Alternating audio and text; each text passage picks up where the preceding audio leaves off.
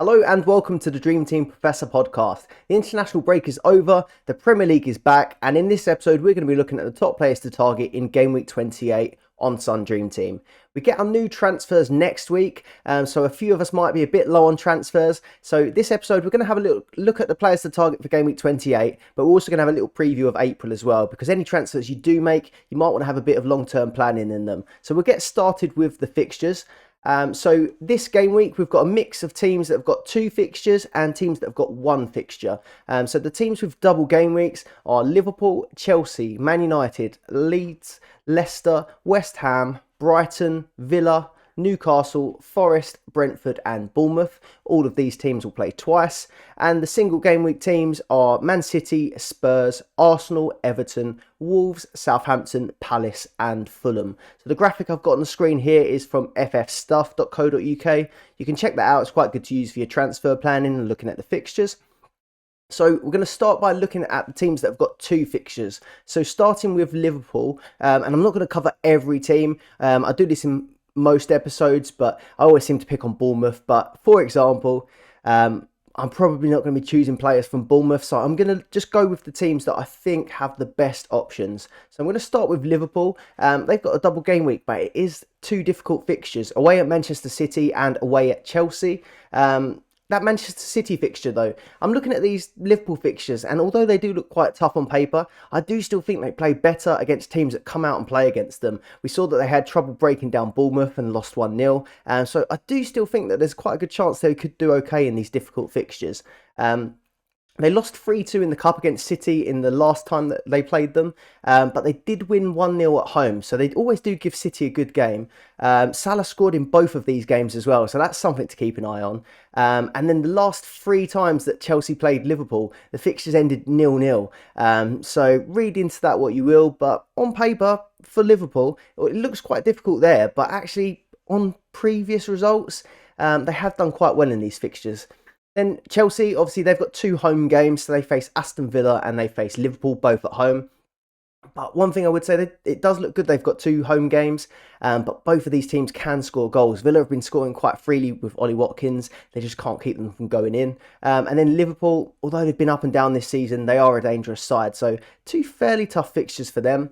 You've got Man United, 2 fixtures, pretty good ones on paper as well, Man United. So they've got Newcastle away and Brentford at home. So not easy teams, but Manchester United are pretty good side this season, but Casemiro is still suspended, so he's going to be missing from both of these, so it might hinder the clean sheet potential there as well.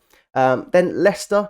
Leicester's a weird one because they've got 2 good fixtures here. They've got Crystal Palace away and then they've got Villa at home, but they've just been terrible recently. So good fixtures, but from their last 6 games, they've got 5 losses and 1 draw. So it isn't looking good for Leicester at the moment. But if you do think that they might turn things around, they are quite good ones on paper. One other thing to note about Leicester as well, in this run of 6 games, they've not scored more than 1 goal in that run. So more than 1 goal per game, that is. So yeah, it isn't looking good on recent form for Leicester. Then West Ham, they've got 2 fixtures and 2 fairly okay home fixtures. West Ham have got Southampton at home and Newcastle at home. So again, 2 home fixtures do look good on paper. But Southend, that's my local team. Southampton, they're struggling and battling with West Ham down at the bottom, so that could still be a tough game. And then Newcastle, they've had 2 wins in a row now, so Newcastle still could be a little bit tough at home. Then we've got Brighton, and they've got quite a good run coming up. They're unbeaten in 5, and they've scored 13 goals in this period. They've got Brentford at home, and then Bournemouth away. So these look like 2 good fixtures actually for Brighton. Bournemouth have got the worst defence in the league, and Brentford have only got 1 clean sheet in their last 6 games. So we are going to be paying attention to Brighton for this weekend, and we'll go on to see they've got quite a good run coming up as well. And then Newcastle, like I said, back-to-back wins, both 2-1, and they have started to turn things around now, but they still aren't keeping these clean sheets. So there's someone that we're going to look at as well with 2 fixtures. And then the teams that have 1 game, so we've got Manchester City there who face Liverpool at home.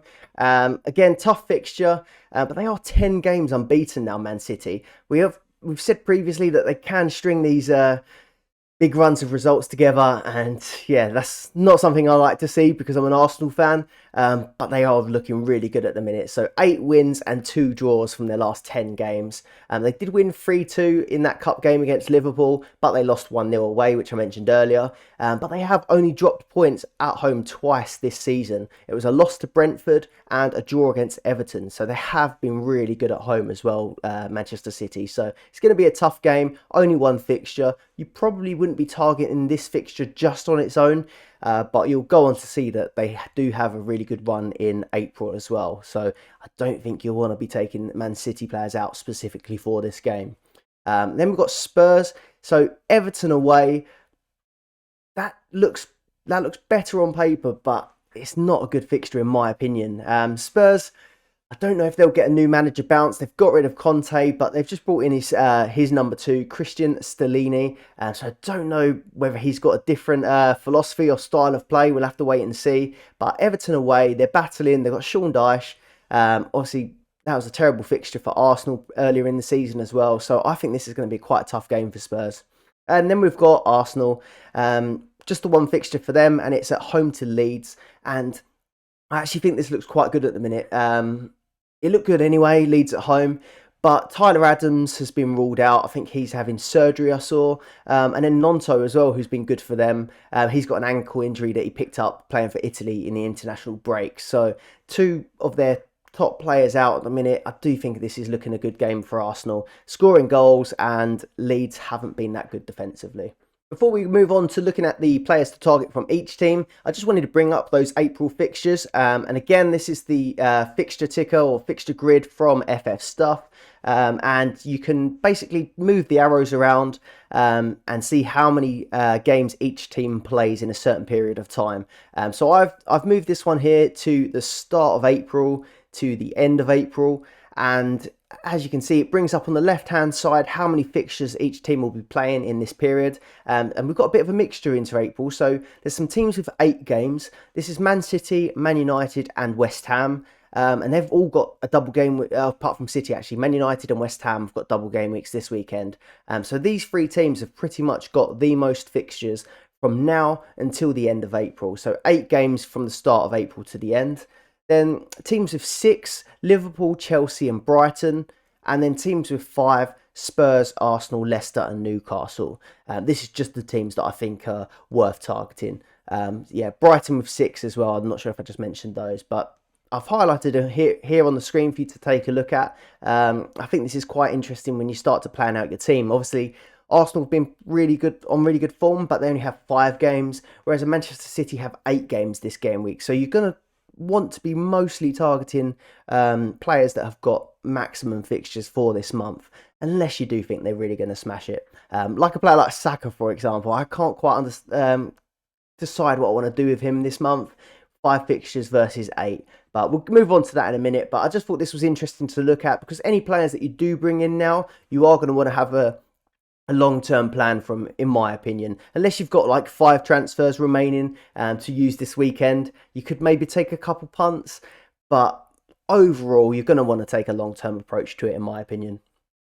So moving on to the players to target for this month, and I'm going to start with Manchester United, and I've got that FFSTUFF fixture grid along the bottom here as well, so you can see not only this weekend's fixtures but how their fixtures are looking for the rest of April. And for Man United, it is looking really good. So they've pretty much got a double game week, or they have got a double game week the whole way through April. So yeah, 10 fixtures from now until the end of the month where we get our new transfers, and they've got 2 pretty good games on paper. So Newcastle away and Brentford at home. But like I said, Casemiro is suspended, so this might well, it will affect the way they play, but they have still looked pretty good. So I'm going to start with Rashford. It's an obvious one, 6.5 million. He didn't play in the international break, so he would be flagged for injury or one to keep an eye on. But I've seen that he's back in training. I've seen pictures on Twitter. I think he was training on his own, but I feel like he'll be fine to play this game.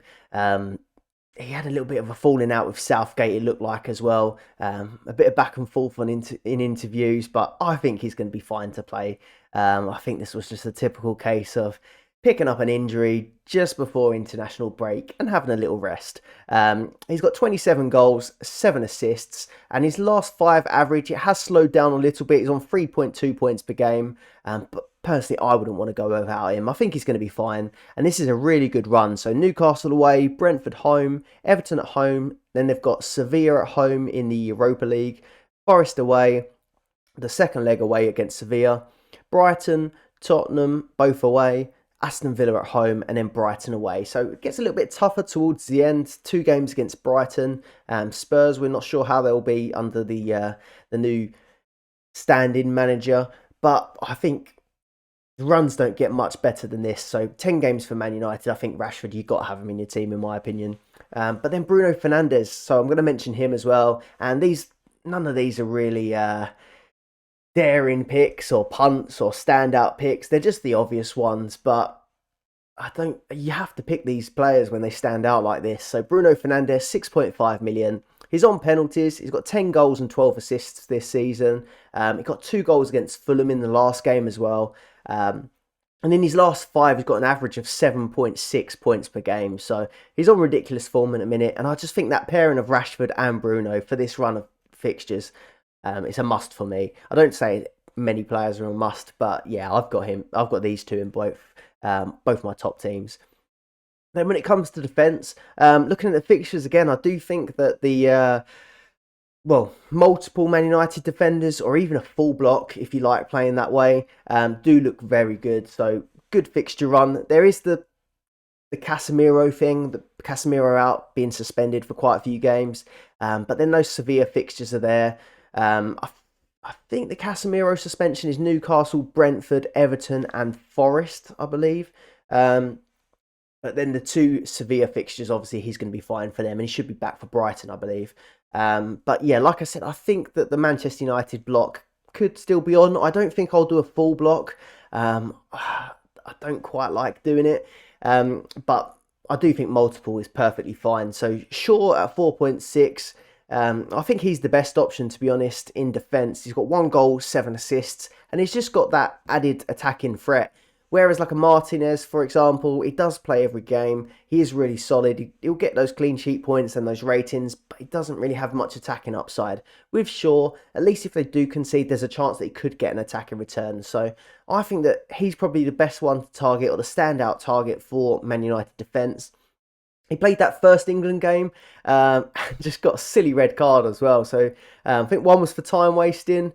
I can't remember what the other one was for now, but it was really soft. But got sent off, but earned himself a rest in that second game. So yeah, smart thinking there. So got a rest, he'll be fine for that game. So I think Shaw is probably the best attacking threat and the best defender to get in. But I do think it's perfectly fine to go for a block or go for multiples. And I'd probably do them in order of Martinez next at 4.5 million. I've got De Gea in quite a lot of my teams, so 4.1 million. For this run of games, I do think he's the best option. We said Man United, Man City and West Ham have got the most fixtures all the way up to the end of April. So really, you're not going to have the West Ham keeper, to be honest, in your team. So it's going to be between Ederson and De Gea if you want to have maximum fixtures. But I think there is FA Cup games thrown in there as well. So I don't think Ederson plays those FA Cup fixtures for City. So I do think that De Gea's probably got the most chance of playing the most fixtures of any goalkeeper this month. So that's why I think De Gea is probably the best keeper to go for. Before we move on to Liverpool, if you're enjoying the video so far, please do leave a like and subscribe to the channel to get kept up to date with all the latest Sun Dream Team content. If you listen on Spotify as well, please do give us a follow on there. But moving on to Liverpool, like I said, they start with that hard game against Manchester City. They lost 3-2 in the Cup, but they won 1-0 at home, and Salah scored in both. And then those games against Chelsea, the last 3 all ended 0-0. Chelsea haven't been great going forward, so I do think that could be quite a cagey game again. City have only won 1 of their last 6 meets against Liverpool. Liverpool had 3 wins and 2 draws out of that. So Liverpool actually do have a really good record against Manchester City. And quite honestly, I'd love to see Liverpool get the win against City in that game. But Salah, like I said, he scored in both of the last 2 against Man City. He's got a double, City and Chelsea. But I do think they look hard on paper. But if teams go at Liverpool, that's when those spaces get left in behind. And I think Salah could be a really good option in there. So scored in both the previous fixtures. And then Kane, if you're looking between Kane and Salah, Kane has got the one fixture against Everton where Salah has got the two. But if you're a regular listener to the podcast, that thinking hasn't really worked out well for me over the last few weeks, with Salah scoring loads of points in his single fixture and Kane not returning very many in his double. So it's up to you whether you go that route. I probably would have done it, but I've got one transfer left and one injury to tackle. So that's probably going to stop me doing it this week. I'm going to move on to Núñez. So 5.2 million. He's not someone that I'm going to be bringing in, but I do think he could still be an option up front. So 5.2 million. He got a goal in the Community Shield game against City last time, and he got an assist in that League Cup meet. He didn't actually start the Premier League game previously when they faced and they won 1-0. But I do think he probably does start both of these games. However, Liverpool have got a lot of options now. So they've got Gakpo, Jota and Firmino available. And then it came out, I say it came out on Twitter. I saw it on Twitter. Other news platforms probably did report it too. But Luis Diaz is back in full training as well. So it won't be long before he breaks back into the team as well, which means there's a lot of players rotating for those, or the left-sided slot and the striker spot for Liverpool. I do think Salah's safe on the right-hand side. So that would probably put me off from choosing Núñez. But I do still think there's a good chance that he does pick up quite a few points in this run. As of defence, I have Trent, but I don't really fancy these Liverpool fixtures in terms of defence. So they've got 8 from the start of this month, they've got 8 fixtures from now until the end of April. City, Chelsea, both away, and then Arsenal at home. So 3 really tough games. I definitely wouldn't be bringing in any Liverpool defenders specifically for this. I'm probably going to be stuck with Trent anyway because I've got other things I need to fix. If it's another 0-0 against Chelsea, I'll definitely take that. And if it's a clean sheet against City, I'll be very surprised. But yeah, I wouldn't be bringing in any Liverpool defenders specifically for this run. But I'm going to be sticking with Trent just for clarity there. If Trent is someone that you've been looking at and you do want to get in your team, it does get a little bit better towards the end of the month or from the middle of the month. They've got Leeds away, Forest at home, West Ham away, Tottenham at home, and then Fulham at home. So it does get a little bit better towards the end of the month. Then going on to Manchester City. So we said they've got a really good run of fixtures. They've played 9 games from now until the end of April before we get the new transfers there. And yeah, they're in really good form at the minute. So 10 games unbeaten, like I said, 8 wins and 2 draws. And the last game against Liverpool was fairly good. So 1-3-2, but did lose the away fixture. But they've only dropped points at home twice this season. So it is looking quite good for City, I think, still going into this game. Haaland, he was another one he was too injured to go for international break. He went to go see Pep Guardiola's secret doctor to get his groin looked at. 9.3 million. But I don't think he's going to be injured for this Liverpool game. They're going to assess him apparently, but I think he'll be fine. He's a robot, isn't he? So 8 goals in his last 2 games. I'm going to have to say that again, just ridiculous. 8 goals in his last 2 games and 61 points from his last 2 as well. So just had a ridiculous run of form now for Haaland. And I think he'll be back firing for them. So 9 games. They've got Liverpool at home, Southampton away, Bayern. They've got the 2-legged tie, and then they've got Leicester in the middle of that. Leicester at home.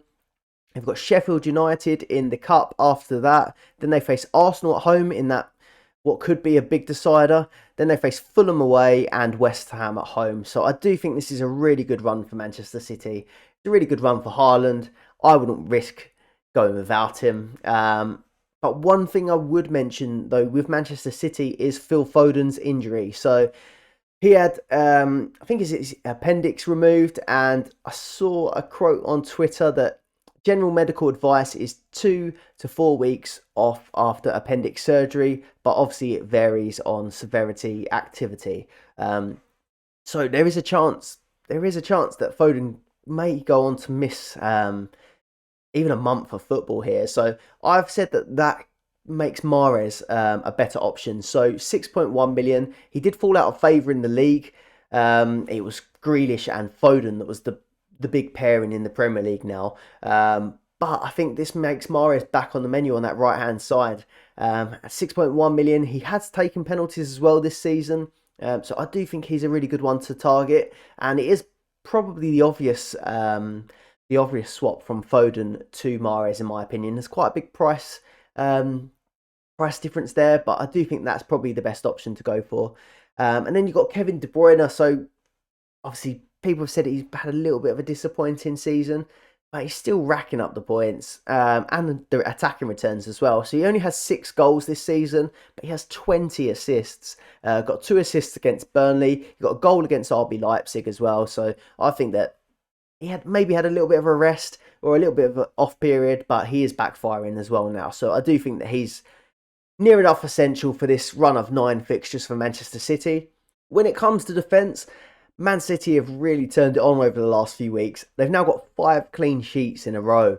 So if you did go for the City block, or you had a lot of City defenders, you'd been reeling in the points here. And Ruben Diaz, I think, has been a big part of this since he's come back from injury. He's 6.5 million now, so he is really expensive. He's averaging 4 points per game, though, which is really quite good. And I do think he's probably the most nailed player in that City defence now.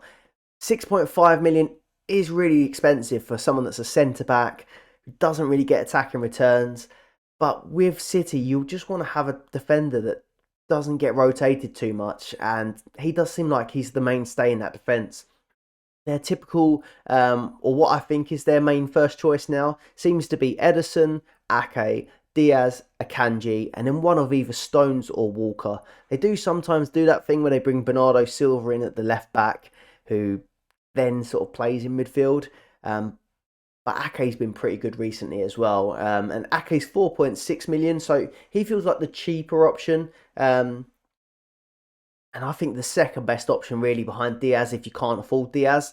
And he did score 2 goals in 1 game in the international break as well.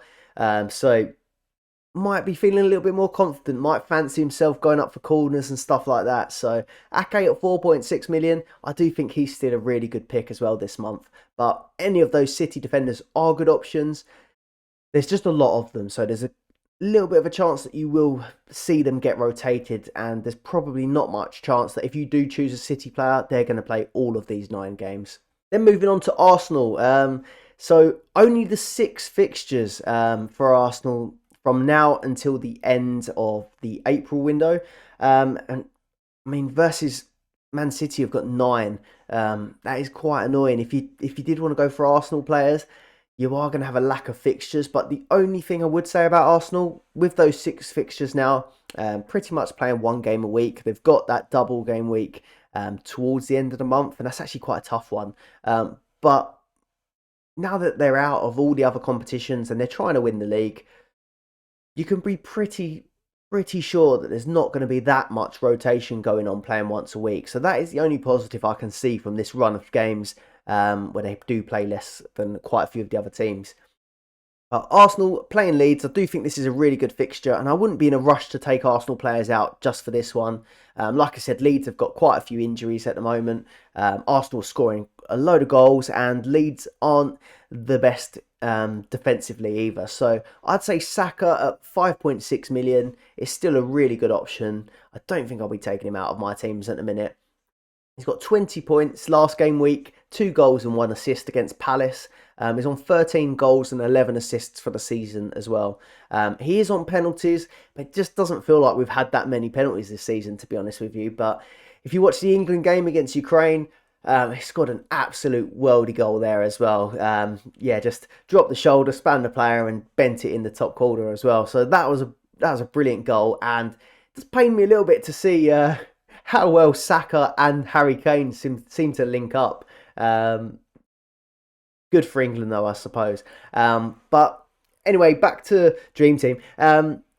Great goal for England. He'll be really on form at the minute. I would normally be tempted to move off someone like Saka with this many fixtures, but because he is on such good form, I just think that he'll probably will keep scoring a good amount of points in this run. People you could be tempted to move off to would be like United midfielders in Bruno, for example, or City. You got Mahrez, De Bruyne, or even West Ham with Bowen. These are the teams that have got the most fixtures. But it's just, are they going to score as many points as Saka in this run? I do think it's going to be fairly tight. So, yeah, let us know if you think that like a Bowen or a Bruno or any of those players will score more points than Saka. Probably Bruno will. Probably KDB might. But I do think it'll be close with the other few. So, yeah, I do think Saka's still a really good pick this month. Ødegaard, though, 3.7 million. If you've got him for this game, I still probably would keep him. It does look like a good fixture. Rodri, I don't know if you saw it, Rodri made his best efforts to take Ødegaard out in that game in the international break. Disgusting tackle. But Ødegaard did survive, so he'll be fit for this game. He's got 10 goals, 6 assists this season. The only thing I would say with if you have got Ødegaard is there could be a chance to swap him for maybe a Brighton midfielder because they have a double game week. And they do look like good fixtures as well. So you've got Matoma, McAllister, March. But I still think if I did have Ødegaard, I probably would just stick with him for this Leeds game because there will be goals, I think. But defence, on the other hand, I think I would be tempted to move away from Arsenal defenders, possibly to Man United for the double if you do have the transfers left. In my main team, I've only got one and I've got Gabriel, so I'm going to stick with him for this one. But I do think there are better options defensively for April. So Saka, I'd probably stick with him. Or any other Arsenal attacker, I may stick with them for this one fixture. But then Liverpool, West Ham, Southampton, Man City and Chelsea. I don't think this is a good month for Arsenal fixtures. So for me, I think I'd only stick with Saka, to be honest, and I'd be moving on your Arsenal defenders. Then this part's going to just be a little bit of best of the rest, just because there's only sort of one player that I'd be targeting, or one or two players I'd be targeting from each of these teams. So I've got here Chelsea, Spurs, Leicester, West Ham, Brighton and Newcastle. So from now until the end of the April transfer allowance, Chelsea have got 8 games, Spurs have got 6, Leicester have got 7, West Ham have got a massive 10, Brighton have got 8, and Newcastle have got 7. You can have a look at this graphic on FFSTUFF, like I said before. But we're going to start with Chelsea. So Chelsea face Villa, Liverpool this weekend. And I don't think it's a great fixture for defenders. Chilwell, though, 5.3 million. He has been on good form recently for Chelsea. He scored points in all of his last 4 games. The run is okay. But as I said, Villa and Liverpool can score goals. It is just that attacking upside for Chilwell. He did look really good in that Ukraine game as well. Obviously, Shaw played the first fixture for England, but got sent off. But in the second fixture against Ukraine, on that left-hand side, Chilwell did look really good, and he linked up really well with Maddison as well on that left-hand side. So I do think he is in really good form at the minute. Reece James, obviously, he'd be the other typical option for attacking defenders, but he just can't keep himself fit at the minute. I think he withdrew from the England squad as well with injury. So it looks like Chilwell's probably the only option if you wanted to go for a Chelsea defender. In terms of attackers, looking at this run, and it doesn't look terrible. So Villa, Liverpool, Wolves, then 2 hard fixtures against Real Madrid. Brighton at home in the middle of that one, Brentford at home, and then Arsenal away. So it isn't great. Looking at the options, you've got Havertz or you've got João Felix. As much as when I watch Chelsea, I do think Felix looks really good, but Havertz has got the most attacking returns for them. But I just don't see myself picking Havertz over some of the better options. Like you've got Kane, Salah, Haaland, Rashford. Yeah, personally, I wouldn't go there, to be honest. If you really are looking for a punt, it could be a gamble, but for me, I wouldn't be doing it, to be honest. We'll move on to Leicester. So Leicester have got 7 fixtures, and like I said, this weekend and their one fixture next week look quite good. So Crystal Palace away, Villa at home, and then Bournemouth at home. the first three, so they do look quite good there. But like I said, their form has been terrible, and I think the only person that I would see myself going for from Leicester would be Maddison. He did look really good in that Ukraine game, getting a rare start, rare game for Leicester. Got 9 goals and 6 assists so far this season, and historically he does get really good attacking returns each season. So if you are going to go for him, I don't think there's going to be a better time than doing it now, really, with Crystal Palace, Villa, and Bournemouth. They do face Man City in that 15th of April fixture, but then it gets a bit better again. So Wolves, Leeds, and Everton. So if you've had your eye on Maddison all season and you thought you want to try it out, I don't think there's going to be a better chance to do it than now, to be honest. So the only thing that I would say is 5.6 million is expensive. So it's whether or not you can see him outscoring Bruno, Mahrez, KDB or Saka. But for a punt, I don't hate it. I don't hate it. Then West Ham. So again, most fixtures from now to the end of April. I'd probably say Bowen is the only one that I'd really be looking at 3.9 million. And that looks pretty cheap, to be honest. So 10 goals and 4 assists. Good fixture run. Southampton at home, Newcastle at home, Fulham away, Ghent, and then they've got Arsenal in the middle, and then Ghent again. And then they have Bournemouth away, Liverpool at home, Palace away, and City away. So there are some tough games in there. You got Arsenal, you got Liverpool, you got City. Newcastle still a tough fixture as well. The only downside, they've obviously got 10 games. They have got those Europa League conference games as well, but the Europa League conference ratings are always quite dodgy. I think I saw he got a 6.9 rating the other day when he scored 2 goals in the Europa League conference. So it's not ideal. I'm not completely against it, to be honest. He does get attacking returns, and there's 10 fixtures to choose from there. So I think, to be honest, he's the only one that I would be looking at from West Ham. Ben Rama has looked good recently, but he's in and out of the team. It does take penalties when he's on, but I just think at 3.9 million, Bowen's probably the best option there. Then Brighton, again, really good fixtures, especially this weekend. So Brentford at home, Bournemouth away. They face Spurs the week after that in a single game week fixture. That's away. We're not sure what sort of Spurs we're going to see with the new manager. Then they have Chelsea away and Man United at home. So Spurs, it starts good. Brentford, Bournemouth, but then it gets a bit tougher. So Spurs, Chelsea, Man United. Then they get 2 better fixtures, Forest and Wolves, and then Man United again at the end of the month. So it's a bit of a mixed bag that. They've got 8 games, but 4 of them are pretty tough games. So I'm not completely convinced. I mean, they have got more fixtures than some of the other sides, but again, some of them are tough fixtures. They do seem to score a lot of goals. Offensively, they're not the best. So again, I've been saying it pretty much every episode, but it is between Matoma, McAllister and March. And I do think I rate him in that order, to be honest. Matoma, he's been brilliant this season. He did score in the international break as well. Scored a header. And he seems to be really good in the air. I put a tweet out. He reminds me a little bit of Jota. Jota's one of these players that's fairly small, but they just seem to get up and get their head on everything. So, yeah, Matoma, I do think looks a really good option. You've got McAllister as well, who is on penalties, plays in that number 10 role. He did drop deep and play CDM in that cup game, but I think they are pretty fond of him in that number 10 role. And then Solly March, he's been getting attacking returns as well, but I just think that I prefer Matoma, to be honest with you. There are a few rumours as well that Matoma and McAllister, I think they only just played yesterday in their international break, in their international fixtures. So there's a lot of talk online about jet lag and stuff like that, but I do think they probably will go on to start this fixture. It's not like they're flying on EasyJet, is it? They've probably got the best service. They've got the nice aeroplanes. I'm sure they've got all sorts of gadgets to keep them from getting jet lagged. But yeah, I think they probably will start these fixtures. I can't see them being rested. They might come off a little bit early if they're struggling, but I do think they'll probably start both of these.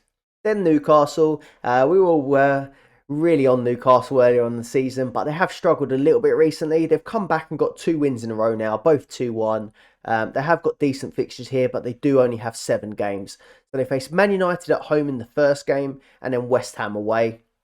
It's fairly tough, but they are good at home, Newcastle. Then Brentford away, Villa away, Spurs at home, Everton away, and then Southampton at home. So it does get a bit better towards the end. The only person I would really be looking at is Kieran Trippier. He could be an option back on the cards. He was nailed in pretty much everyone's teams at the start of the season, especially when they were keeping those clean sheets. 5.7 million now. Obviously a Starman magnet, gets those 7 ratings as well. This could be probably the best opportunity to get him back if you were keeping an eye on him. But again, 7 fixtures versus, Manchester City's fixtures or Man United's fixtures. I'm still not sure I'd be bringing him back, to be honest. And then Spurs, Harry Kane at 8.1 million. It's the obvious one.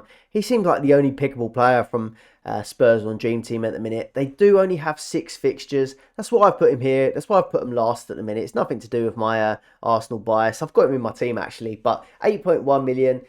He has 2 fixtures less than Salah from now until the end of April. So he's got a few less fixtures, but he is on really good form as well. 23 goals, 3 assists for the season. He's just scored in both games for England as well, breaking the record. So he still is a really good pick. Everton away, like I said, on paper, that does look good. But a Sean Dyche team away from home, it's not the best. It's not the best. He could go on and score a lot of goals here, but they are quite a solid side, Everton. So we'll see how he gets on in that one. Then they have Brighton at home, Bournemouth at home. Now that does look like a really good fixture to target with Harry Kane. The only thing I did notice is that Salah does play, I think it might be Leeds at home on that same weekend. So there will be a decision to make there. And then they face Newcastle away, Man United at home, and then Liverpool away. So a bit of a mixed bag again for Spurs, but obviously Harry Kane can score against anyone. So he is still a good pick, and I probably will have him in quite a few of my sides. Right, then on to my team updates then. I won't spend too long on these because although I did have a really good week getting points, it seems like such a long time ago now where we've had the international break in between. So game week points, 89. Total points, 1,956. And my rank was 904. It's now gone down to 926. So still inside that 1k. 1k was my target. I did get a little bit lower, down to around 600. Got a little bit excited, but I have gone a bit higher now. So I'd like to bring that down heading into the end of the season. I've got 1 transfer left out of the 5 though, and I've got Foden now flagged with that injury. So Foden is going to be the one that I'm going to have to get out of the team. What are my options? Well, before we look at that, I just wanted to show you actually my transfers so far this month, because it actually, on the app or on paper, it just looks abysmal, to be honest. I did Salah to Kane, Kane to Salah, Mahrez to Foden, Salah to Kane, and now I'm probably going to have to take Foden back out for Mahrez. So what a ridiculous month, just taking in and out the same players. Yeah, don't pay any attention to me. And then so I do think Mahrez is going to be the obvious pick to bring in for Foden. So yeah, I'm going to round this month off probably by just bringing in and taking out the same players. But Mahrez, yeah, he does look like the obvious pick to be choosing. There is a lack of double game weeks, or game week this month for him, so I will be bringing him in just for the 1 fixture against Liverpool, which isn't ideal. I could go for Matoma. He's got that double, and they do look like good fixtures, but it's just whether or not I want Matoma long term or whether I want Mahrez long term. I could obviously reverse it when we get our new transfers next week. That's the decision I'm going to be making. I haven't fully made my mind up yet. I did see a stat that got me a bit more excited about Matoma. So Matoma has now registered 8 goals and 5 assists in his last 16 appearances for club and country. So Matoma is bang on form. And this is the how the team lines up with the new fixtures. So I've got De Gea in goal. I'm going to be keeping him throughout April. I've got Trent Alexander-Arnold in defence. He has got a double. I'm going to just stick with him for it, but it doesn't look great. City away, Chelsea away. Luke Shaw, happy to keep him this month. So Newcastle away and Brentford at home. I've got Gabriel at the minute as well. So he has got a home fixture against Leeds. I'm not going to take him out for that. I haven't got enough transfers to either. But I will probably be looking to move him on in April. My midfielder, I'm pretty happy with it apart from Foden. So I've got Bruno Fernandes, who's got the double, Newcastle, Brentford. De Bruyne has got Liverpool. Foden, he's the guy I'm going to have to replace. And then I've got Saka, who's facing Leeds. And the form that Saka's in, I'm not going to be taking him out in a minute. And then I've got Rashford, Kane, Haaland up front. Rashford's got the double, Kane's got Everton, and Haaland's got Liverpool. Obviously, if I had Salah instead of Kane, he'd be playing two fixtures, City and Chelsea. But like I said earlier, it hasn't quite worked out that the team that has the double gets the most points. So yeah, I'm going to be sticking with Kane. I don't have enough transfers. But to be honest with you, if I did have enough transfers, I'd probably be taking out Kane for Salah for the 100th time this month.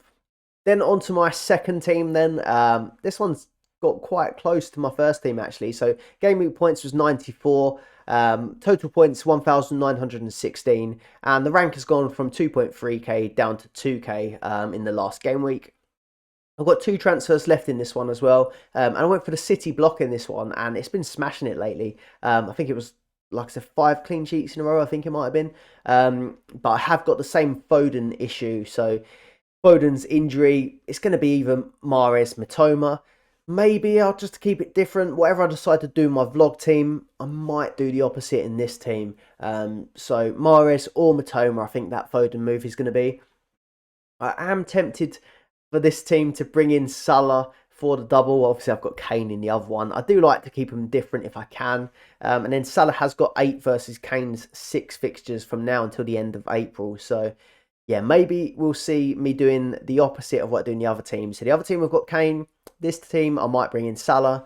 And then if I go for Mahrez in the other team, I'll bring Mitoma into this one, or vice versa. So yeah, that's how my team is lining up at the minute. Obviously, it's not going to be the best week for that City backline facing Liverpool. But they have got good fixtures throughout the end of the month as well, through the end of April. So I do think this City block could be quite a good way to go. That is everything for this episode, so thank you very much for watching. Please do like and subscribe to the channel for more Sun Dream Team content. If you're listening on Spotify, please do give us a follow on there as well. We will see you on the next episode. Good luck this game week.